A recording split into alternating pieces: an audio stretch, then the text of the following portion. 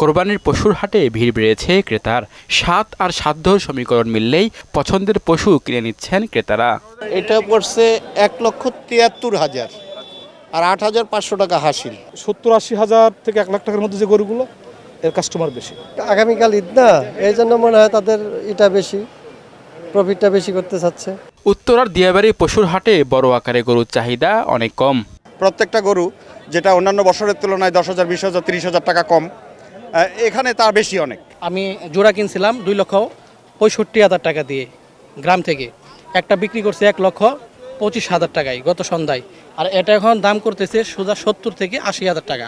বেশি দামের আশায় থাকা ব্যাপারীদের অনেকেই বসে আছেন পশু নিয়ে, আবার কম লাভে অনেকেই বিক্রি করেছেন হাটে নিয়ে আসা কোরবানির পশু। ওয়ালটন ফ্রিজ কিনে অনেকের মতো আপনিও হয়ে যেতে পারেন মিলেনিয়াল। সেরা পণ্যের সেরা অফার। ছোট গরুর চাহিদা বেশি, ওরা দাম ছাড়তেছে না, এখনো মনে করতেছে যে ঈদের এখনো বাকি। 18টা গরু নিয়ে আসছিলাম, আলহামদুলিল্লাহ গরু নিয়ে আসছিলাম 1 লাখ করে, 1, 20, 15, 10 এরকম করে বিক্রি করছি। এবার 13 কেজি ওজনের ছাগল 15,000, 20 কেজি ওজনের খাসি বিক্রি হচ্ছে 25 থেকে 28,000 টাকায়। শামীমুজ্জামান চৌধুরী, মোহনা সংবাদ, ঢাকা।